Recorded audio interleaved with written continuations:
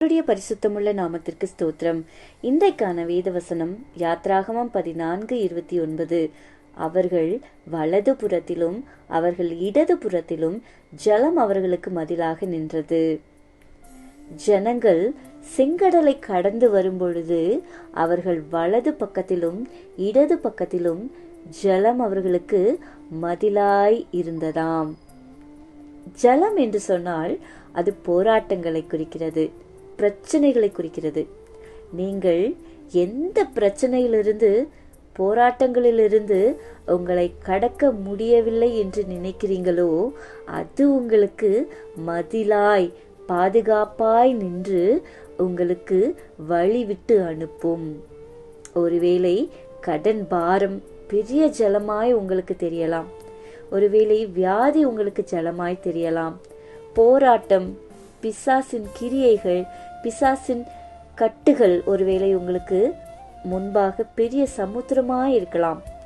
அந்த சமுத்திரத்தின் ஜலத்தை கர்த்தர் வலது இடது பக்கம் ஒரு மதிலாய் நிற்க வைத்து அதற்கு நடுவே உங்களை நடத்தி கொண்டு வருகிற ஒரு சர்வ வல்லமையுள்ள ஆண்டவர் உங்களோடும் என்னோடும் இருக்கிறார் என்பதில் எந்தவித ஒரு சந்தேகமும் இல்லை.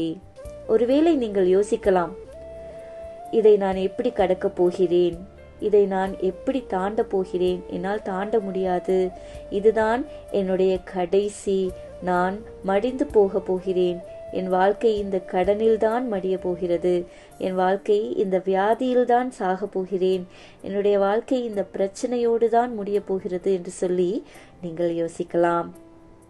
வழியே இல்லை என்று சொல்லி, இல்லை, வழியே இல்லாத இடத்தில் வழியை உருவாக்குகிறவர் சொல்லுகிற வார்த்தை என்ன தெரியுமா? ஜலத்தை பிரித்து வறட்சியான இடத்தில் உங்களை கொண்டு போக அவர் போதுமானவராய் இருக்கிறார். இப்படி நம்முடைய போராட்டங்களை ஜெயிக்க வேண்டுமே ஆனால் கர்த்தர் நம்மிடத்தில் எதிர்பார்க்கிற ஒரு காரியம் சங்கீதம் 25:2 சொல்லுகிறது, உம்மை நம்பி இருக்கிறேன் என்று தாவீது சொல்லுகிறான். நாம் கர்த்தரை நம்புவோமே ஆனால் எப்பேற்பட்ட சூழ்நிலையா இருந்தாலும், எந்த ஒரு போராட்டமா இருந்தாலும், எந்த ஒரு கவலையா இருந்தாலும், எந்த ஒரு துக்கமாய் இருந்தாலும் அதை சுலபமாய் ஜெயிக்கக்கூடிய கிருபையையும் சத்துவத்தையும் கர்த்தர் நிச்சயம் நமக்கு கொடுப்பார்.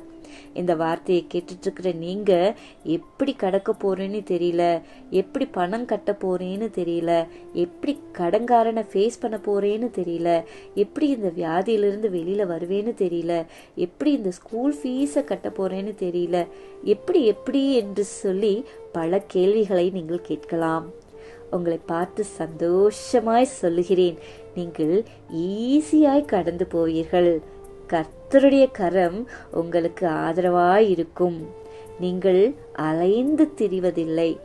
நாம் அவரை நம்பி இருப்போம், நம்பி நாம் ஜெயத்தை எடுப்போம்.